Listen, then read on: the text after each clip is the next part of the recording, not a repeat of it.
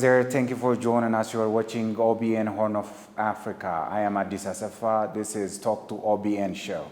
Today I joined by Desta Damena, Country Director of ICCO, which means Interchurch Organization for Development Cooperation, right? Okay, good to have you here. Thank you for giving me the chance. All right. Can you tell us a background about ICCO, which means Interchurch Organization for Development Cooperation? First of all, thank you so much for giving me this opportunity. Okay. As I said, my name is Desta Damena. I'm a country manager for ICCO Corporation, not country director. Okay. ICCO Corporation, Interchurch Organization for Development Cooperation, it is a Dutch-based development organization which was established in 1964 with a vision of contributing towards a justice and poverty-free world. It has been operating in different countries, especially Africa, Asia, and Latin America. In Ethiopia now we have been I think about 40 years. First, it started intervention in Ethiopia more in ad hoc humanitarian response interventions, which gradually evolved to access to basic services and food security. And currently, we focus more on economic empowerment of farmers. We have three thematic areas. One is economic empowerment of smallholder farmers. The second one is sustainable consumption and food security. The third one is humanitarian response. These are our three thematic focus areas. Under this, we have some priority topics: youth employment, entrepreneurship promotion, blended finance, promotion of new technologies, and climate-smart food security. These are our priority topics under the three thematic areas. In the past, ICCO did not have a local legal presence. We are operating through partners, international and national organizations, but we opened the country office. We registered in Ethiopia in 2015. So since 2015, we're having the country office with different interventions. Great. Okay. One of your mission is creating a just world without poverty through the twin core principles of security, sustainable livelihood, while pursuing justice and dignity for all. Okay, I need to stress on a just world. A just world is a world in which everybody enjoys equal justice, fairly, equal access to justice, and where everybody will live dignified life. Okay, have you, implemented that in Ethiopia so far? When we registered in the country in 2015, probably you remember the NGO law. There was no much space for NGOs to work on that. Our focus was more on sustainable livelihood. But we do believe it is not possible to achieve sustainable... Have you impacted people in your activity? Exemplify those intervention areas and as a case study? Yeah, I can give so many examples. As I've said, ICCO, we have been in the country for about 40 years, so we opened the country office only in 2015. Since then, we have been implementing many interventions. And one is Fair Economic Development Program, which we are implementing from 2008 with about especially 6 local NGOs in a consortium. Under that program, we organized about 140 primary cooperative primary cooperative organized farmers, like the farmers market organizations. Those farmers market organizations were organized under 6 unions to ensure sustainability. That's one thing. And then indeed, I can give also from example from recent project. For example, we had a project for which we had a closure event to finance, creating access to market. When we say creating access to market... Have you been doing these intervention areas by going in each and every regions in the country? Let me explain. Currently, with our active project, we cover 5 regions. But the project that I'm talking about, it has been implemented in Oromia with special focus in RC, West RC, and the West Chawa zone. We're working on 2 value chains, structured 2 value chains, malt barley and potato, and of course also other crops, especially when it comes to access to finance. Under this project, we have managed to create access to finance for 66,000 smallholder households. This is 66,000. And in fact, with other intervention under this project, this is a project that we implemented in partnership with MasterCard Foundation. We call it Strengthening African Smallholder Farmers, and it was implemented in 4 countries. Ethiopia is one of the 4 countries, and farmers, have got like better access to innovative financial services, and also they have got better access. How many countries are operating under the umbrella of ICCO now? Now we cover about 30 countries. 30 countries, yeah. Which includes Ethiopia as well, right? Yeah, Ethiopia is one of those countries, one of the focus countries. Indeed, now we are joining forces from January this year. We started joining forces with CORD8, and we are merging. In Ethiopia also from January next year, we are going to be one legal entity where we continue with the name CORD8. CORD8 is another big Dutch international NGO. And it's the sister NGO? Yeah, it's a Dutch international development organization. We are going to merge, yeah, both like Netherlands. We are going to merge and become one organization, and then we'll continue as a CORD8. So that will actually provide us an opportunity to become even bigger and a stronger organization, and also to expand our areas of expertise and our partner base. You work on food security and sustainable consumption, right? And the ICCO has worked on food and security program for 55 years probably in Africa. Let's talk about Ethiopian case. Have you really impacted rural householders, as it has been said? Yes, for sure. I was giving you an example. Even under one single project, I was telling you, we have managed to reach 66,000 smallholder farmers, and their income, their access to market, access to financial service significantly improved. And of course, that improved their food security. This is one project.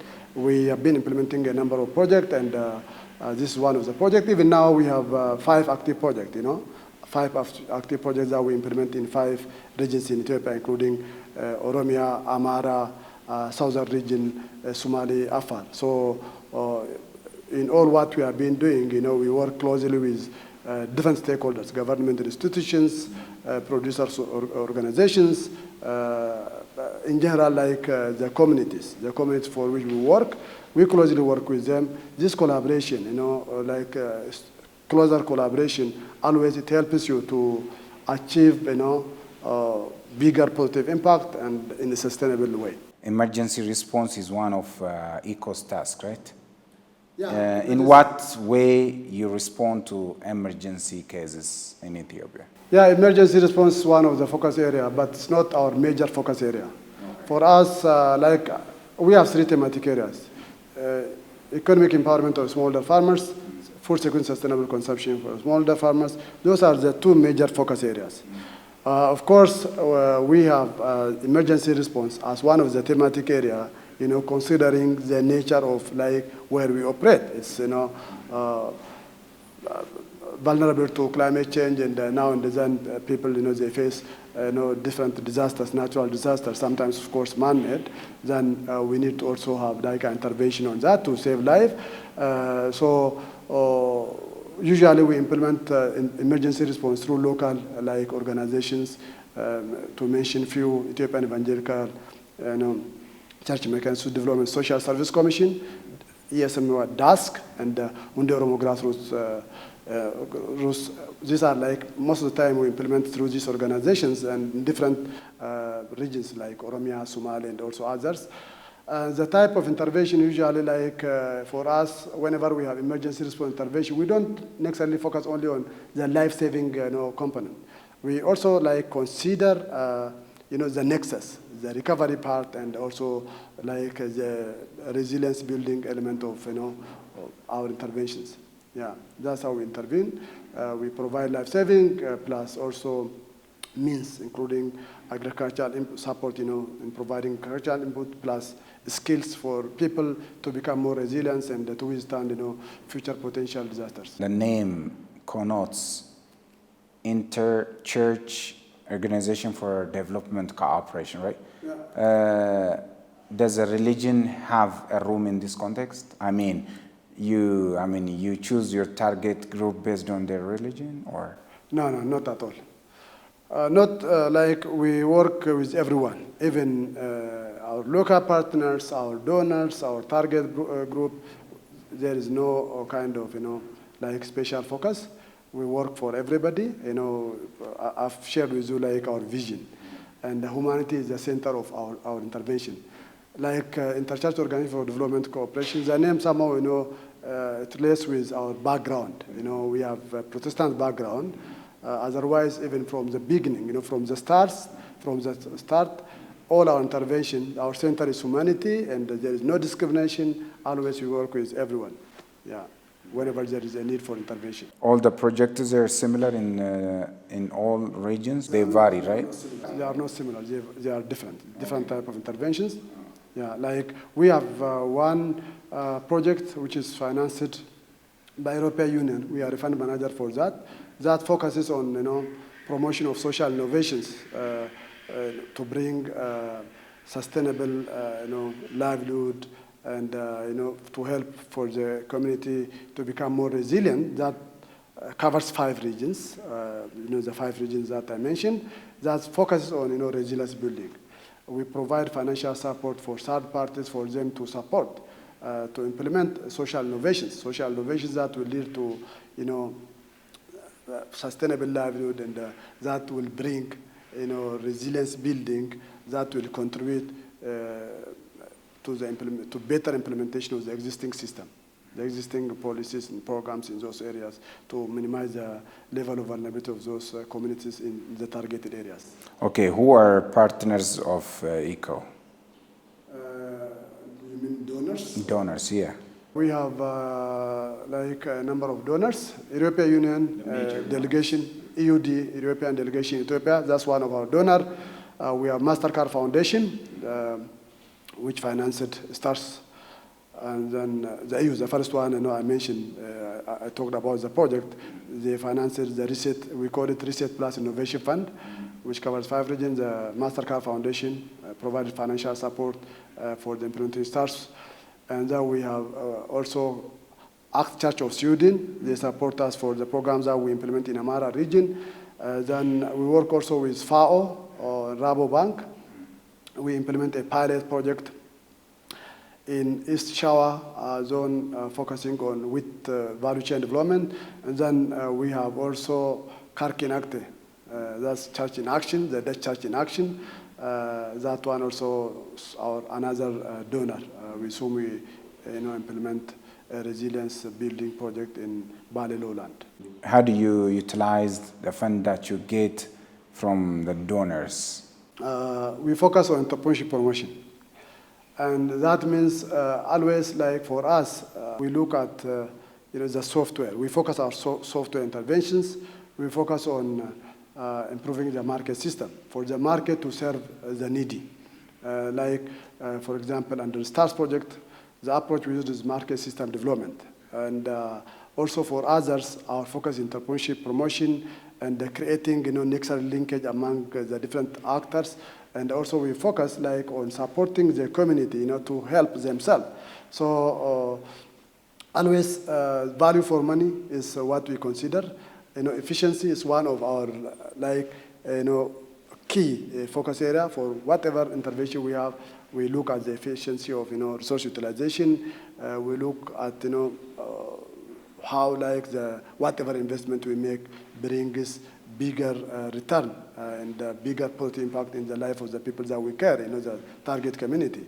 And we share all our approach with our donors and government bodies, the local authorities. Sometimes when we launch our projects, we invite the community members, the government bodies. We present the budget we have, and we share our approach in a very transparent way.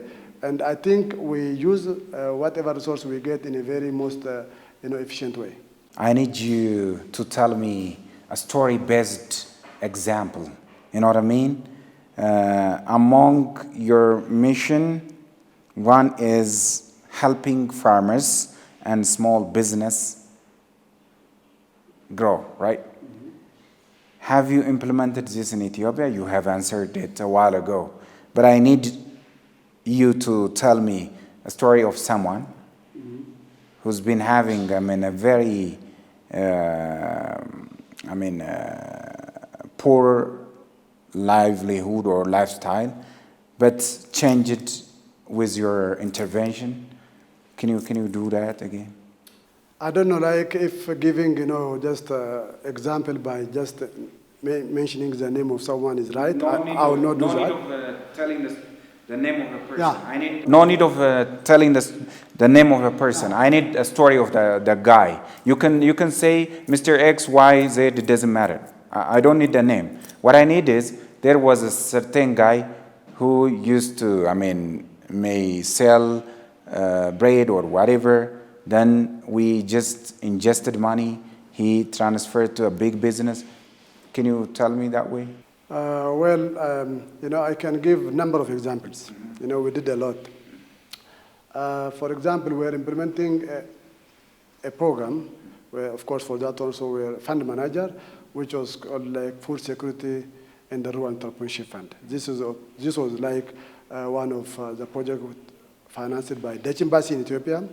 It was a 6.6 million euro project. A number of SMEs benefited from that fund. They accessed no financial support. The aim of that fund was supporting businesses, small businesses and innovations, agriculture innovations, to bring food security and also to improve income of the rural households. And there are a larger number of SMEs, small and medium enterprises that benefited from that fund. Some of them, they were just doing small-scale productions before they get the support from the fund. But after they access the fund, they started, operating, relatively at larger scale, and they started working with farmers surrounding them, as outgrowers, where they started also exporting their produce to like foreign countries, which actually helps them even to generate hard currencies for the country and for them also to gain better income, which really helps them to create more job opportunities for youth, and which also helps them really to create a better market for the surrounding farmers. And they're like working with surrounding farmers as outgrowers. There are many, there was a company, for example, a small company focusing on turmeric, and there was another one, that was exporting, the produce. There was another one focusing on sericulture, which actually accessed the fund, and it became, everything was manual before our support. Later on, I can mention the area, it's not a problem, it was around Arbaming. They, established a small factory with the financial support they have got, from us. That really created larger, kind of impact on the company itself, and also the women, the poor women dealing with, cocoon production. Many in thousands, their income significantly improved, and their food security significantly improved. And also around Bishoftu, there were SMEs benefited and accessed the fund, and for example, small poultry farmers, SMEs, there are some imported hatcheries, some imported slaughtering machine for, broilers, which helps them, to, of course, expand their own business, and also to outsource broilers, chickens, from many use, from many micro enterprises. Then, they buy the chickens, the broilers, and then they process, they supply to the bigger market. So really, I can give many examples, and not only this, and also in Bale lowland, we have been supporting, women groups, youth groups. Now, many of them, they are really doing business in a great way, and even the government, bodies are appreciating a lot. I can give another example, like a project. This one I think I can mention, it's not individual, with Jimma University. Still under that fund, they implemented a project, an innovative project, which was poultry chicken integrated. And they were working with farmers, with women, like in one district, two districts. It was integrated, the chicken, like the first service, for for the fish, they feed fish with that, and then also like small garden around the chicken farm. Later on, even it was by the way like broadcasted on national television, probably also on OBN. That was appreciated by many actors, and now in many districts of Jimma zone, that's really greatly expanded. It was we were the one who initiated that. Yeah, and I don't know, like if you have time, I can give you like hundreds of examples. Yeah, ample examples. Yeah, and that was my question. Yeah, I'm satisfied. Thank you. In 2019, a Reset Plus Innovation Fund was launched in Ethiopia. How was it going now? Yeah, thank you. This is, again, an innovation fund. We are a fund manager, financed by EU delegated, EU delegation in Ethiopia. European Union? Yeah, it's 8 million euro project, which means now 8 million is about, I think, 4 million Ethiopian birr. We are a fund manager. This fund, it has two windows. One window is like an innovation fund window. The other one is also the research window.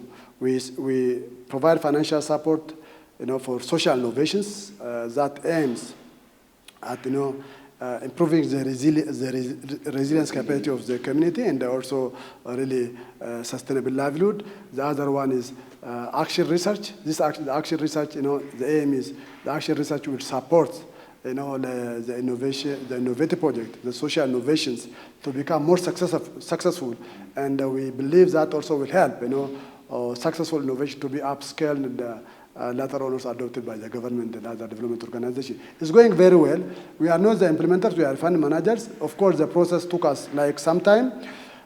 We established a very transparent, very solid system. Then it went through a number of processes. First, we launched it, then we organized call for proposal, and many applicants, about 150, submitted concept notes. Then there was a need, to validate the concept note involving EU themselves and many also esteemed experts from different sectors. Then the best ones, they were invited, I think about 55 of them, they were invited to submit their full proposals. Again, that took us some time.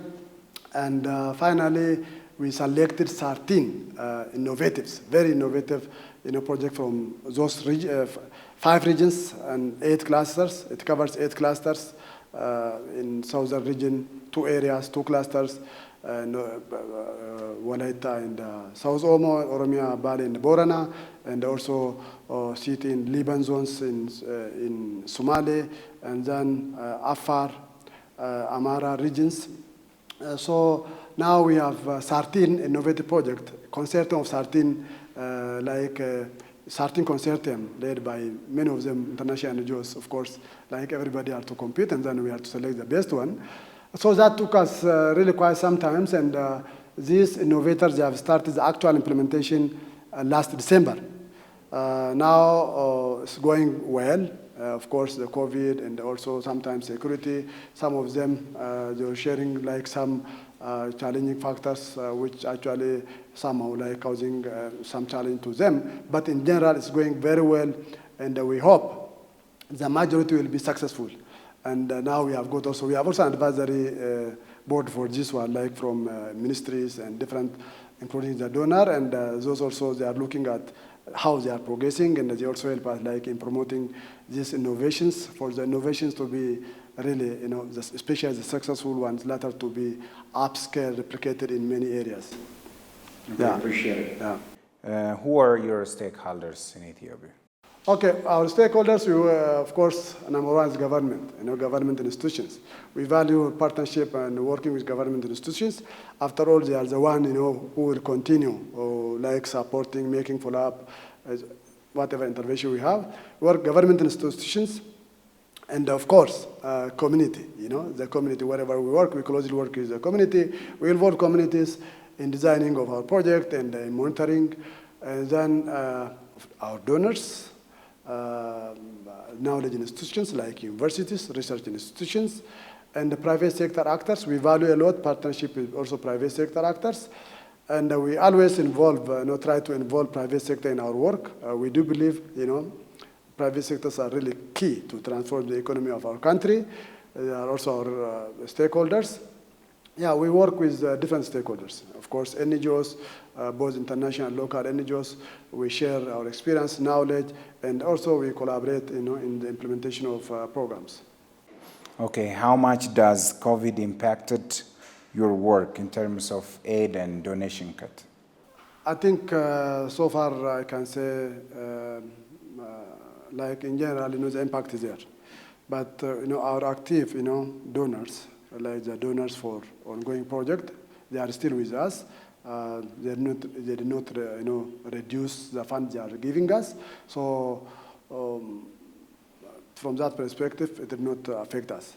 But in general, when you look at the COVID, it affected everyone. It's a global kind of pandemic, and for sure, like this, like the developed countries, the donors, those countries, of course, they focus on their country, they prioritize their country.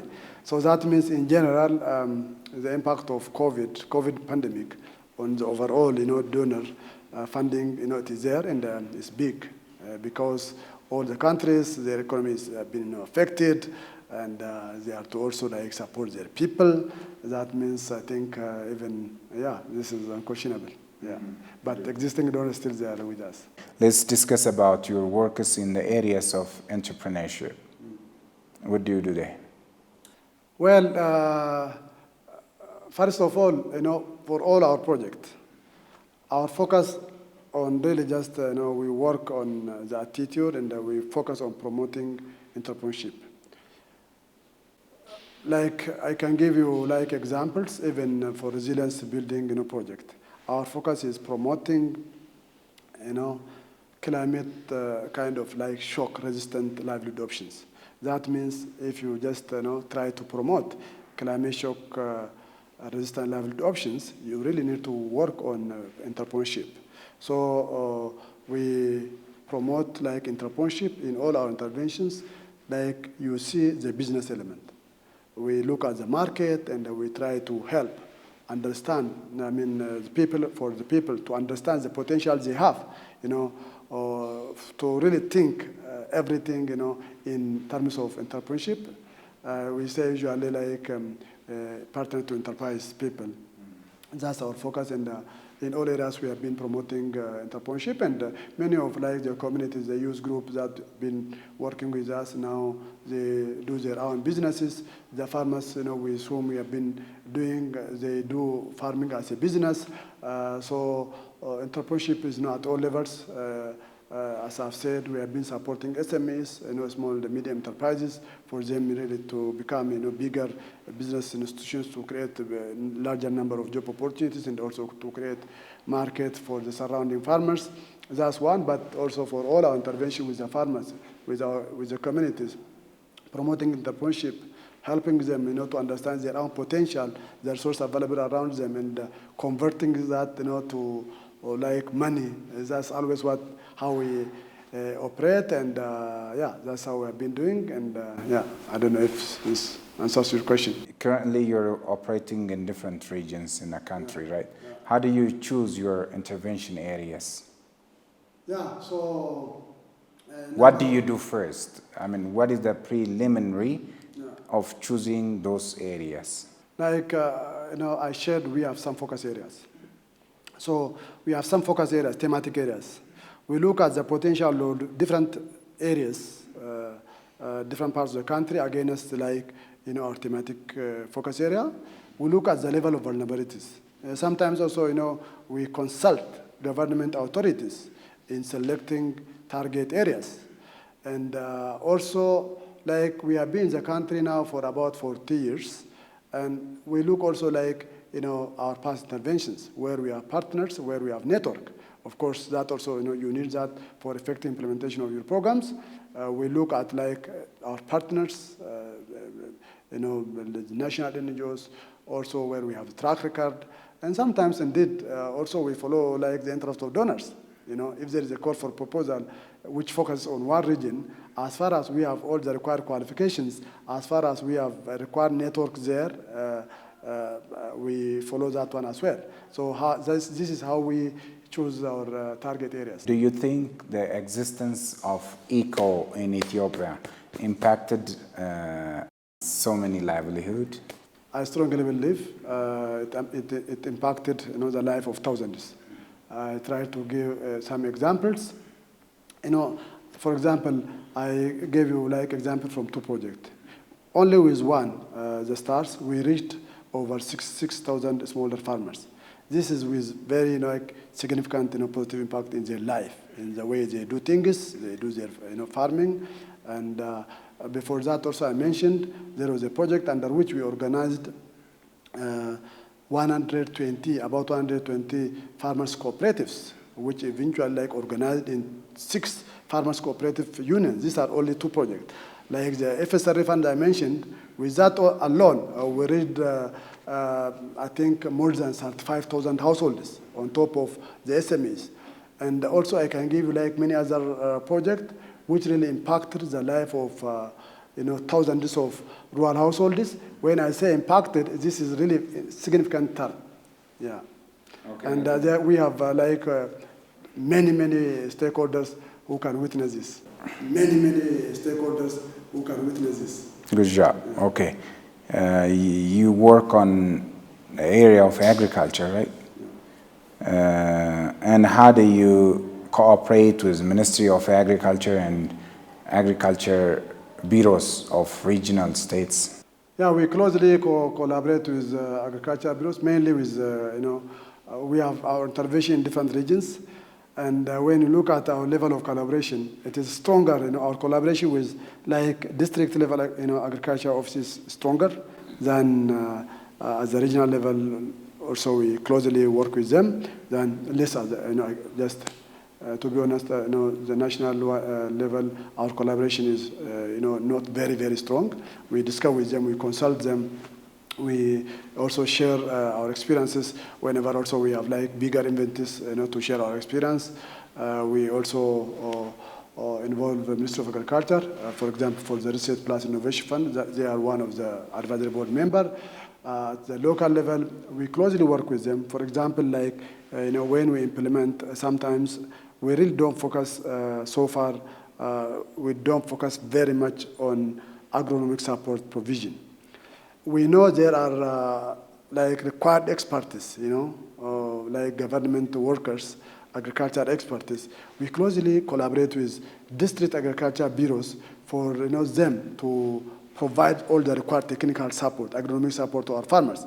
For us, usually we focus on the market aspect, creating access to a market, both for agriculture input as well as the produce, and plus creating linkage, with different stakeholders like market actors, and then creating sustainable access to innovative financial services. That's where we focus, what we do ourselves. Then for agronomic support and for different technical support, we really engage district agriculture bureaus. So we closely work with them. Yeah, we closely work together. Great. Can you simply present your 1-year performance?